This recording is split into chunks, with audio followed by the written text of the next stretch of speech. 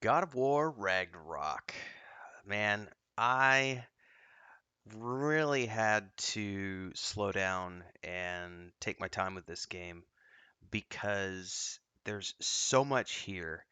And my first playthrough, I ended up right around 50 hours, which means I didn't do a completionist run, but I definitely did a take my time run. And I did story mode. I didn't try to challenge myself. I very rarely ever play games on more than story mode for my first playthrough. It's usually story mode or the normal mode, and then I just see how things progress. If it's usually I'll start off on normal mode, and more than likely I'll hit a boss somewhere in the first 10 to 15 hours of gameplay where I'll tune it back down to story mode. Sometimes I'll put it back up to normal, but whatever.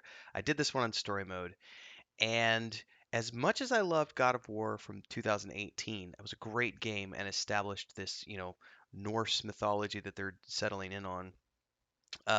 With the Viking era and gods and so on and so forth, as good as that game was, this game was better.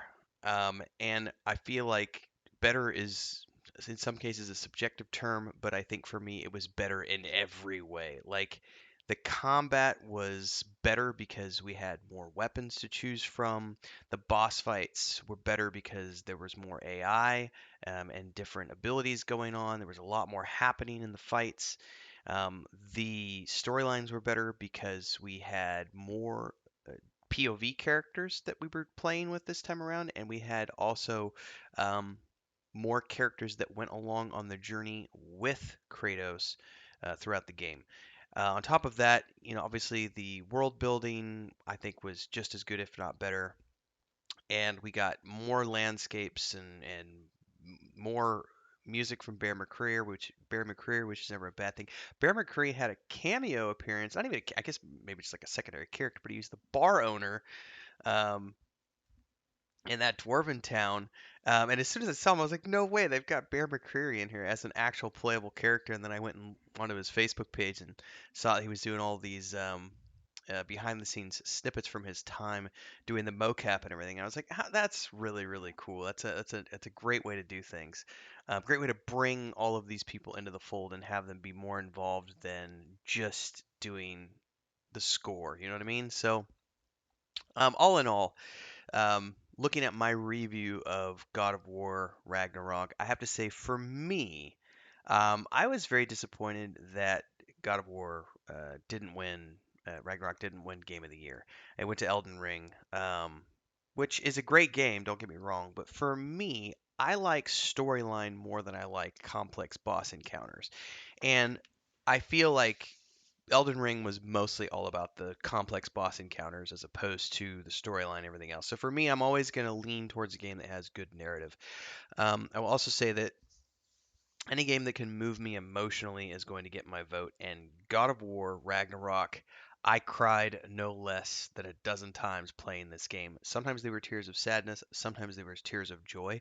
There was one scenario in particular when you're playing as Atreus and you go to the giant plain and you meet the girl whose name I'm not going to remember because I would need to play another playthrough to remember everybody's names completely.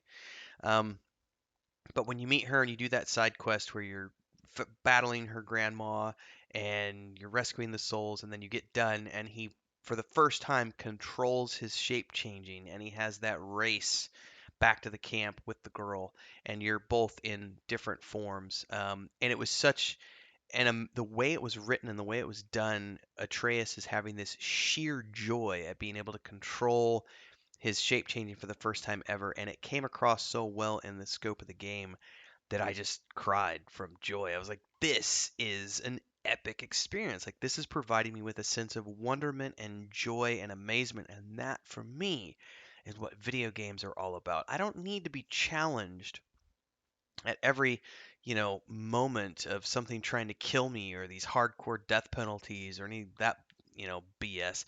I just want to be you know, I want to have my breath taken away. I want to feel amazement, and that's what God of War Ragnarok provided for me was a sheer sense of amazement and scope. The last 4 hours of the gameplay in particular, I cried no less than 6 different times during the last 4 hours. I streamed the last 4 hours of the game live. I streamed most of this game live. I did 20, I don't remember now. 20 some episodes, right? And I think all but three of them were live streamed. I did three that were offline. So I live streamed most of this game, including the finale, which was a little over 4 hours. And just those were all like just storytelling moments of just providing me with emotion that was just like, oh my God, like just the sheer weight of everything that was coming to a culmination, all of these storylines that we had been pursuing throughout the course of the game, and the loss that all of these characters had felt, and the past relationships and the dreams and everything that was coming together for them, and being able to see all of that come to fruition at the end of this game was what, for me, provided me with a Game of the Year experience. I don't think there was anything that I disliked about this game. It's a normal critique I give every game, and that is at some point in time over the course of a longer game where it's 40, 50, 60 hours of gameplay, the combat is eventually going to get a little stale. The puzzle solving will eventually get a little stale because you are rinsing and repeating sort of the same thing over and over and over again.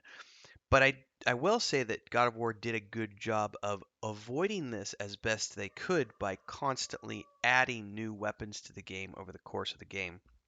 Um, and if I'm not mistaken, I could be mistaken because I never finished this because it was supplemental material.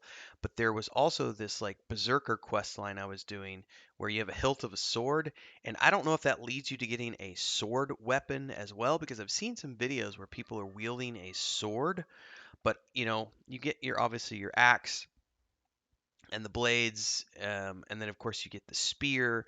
So there's constantly things in different types of shields, and the different ways that you can adjust your weapons and put the procs on them so that you can get different effects, so that it suits your playstyle. I also thought that there was way more armor in this go around, way more different sets to choose from. Then there was um, the amulet relic thing, which allowed you to slot different items into it. So there was I felt like there was a lot more customization going on in this version compared to the 2018 game, which led to, in my mind, obviously you're going to get the same storyline if you go through and play it again, but having the ability to go back and do a completely different build is, totally an option here. I went for the dwarven armor set that you get very early on in the game. I think when you're helping um, take care of those smokestacks or whatever it is on the dwarven planet. Um, that set gave me like defense, vitality, and strength, I think, and I just kind of rocked that set the whole way, and then supplemented my magic with the relics and the weapon items and so on and so forth. So for me, it was a pretty good build. I like to be kind of tanky, but there's other ones where you can, do more melee damage and be less tanky, do more runic damage and be less melee. Um, there's also, a lot of supplemental material that I didn't clear by the end of the game. Like I said, I didn't do a full completionist journey. I didn't finish the berserkers. I didn't finish the stags. I didn't finish the um, um, there's these not the stags, the other one. There's like the little dragon things that you're supposed to capture for the squirrel. There was the chasing down of the queen, the Valkyrie queen who was helping Odin. So there's quite a few supplemental things that I haven't finished, and I can obviously go back into the game and keep playing those if I wanted to. Now that the game's officially kind of over with for me, and I may do that from time to time here and there. But overall, for me, 10 out of 10. I think this game was the best thing I've played in 2022, hands down. And I'm looking forward to whatever they decide to do next, whether it's in this franchise or beyond. That team has done really great things. I'm looking forward to the live action series from Amazon. I think that it has the potential to be really cool, especially if they're going to be following the 2018 game. That doesn't give them a lot of leeway to branch off and do things if it's just going to be a straight video game adaptation. Great experience for me. I think it's totally worth it. Like I said, perfect game for me. I got great enjoyment out of it. Looking forward to a second playthrough, which will happen sometime in 2023. I need, a palate cleanser of some other games before I come back and do another playthrough. But loved it. Can't wait to do it again. Love to hear your thoughts. Drop them down below. Like, subscribe, hit that bell icon, support in all the ways you see down there. And I'll see everybody in the next episode. Happy gaming, folks.